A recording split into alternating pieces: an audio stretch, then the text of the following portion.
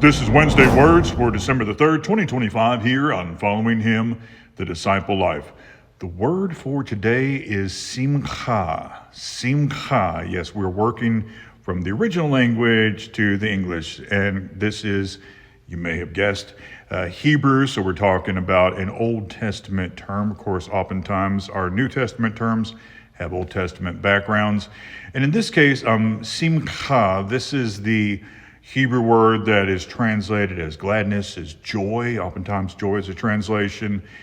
Mirth, words like this, different than the English word happiness. It's more than a feeling. It is something that people can choose, because God will command simcha to be done.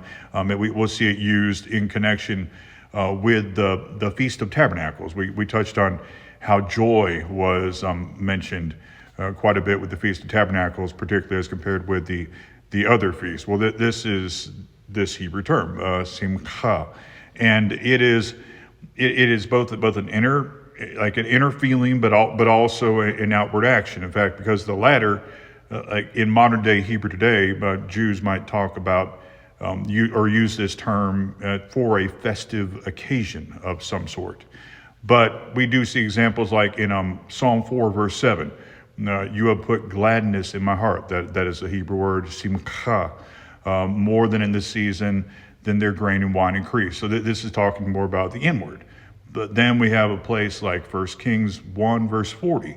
And all the people went up after him, and the people played the flutes and rejoiced with great joy. That's that word again. So that the earth seemed to split with their sound. So it is a word that carries with it the inward and the outward. So a bit richer term than, when we talk about like feeling happy. This would be about both feeling happiness, if we were to use that English term for it, and then expressing, showing that happiness. So the word is simcha. Hopefully I've pronounced that close enough. And it means joy. And of course, this month, the theme on many of the videos is December joy. Thank you for being with me. Lord willing, talk at you again soon. Shalom.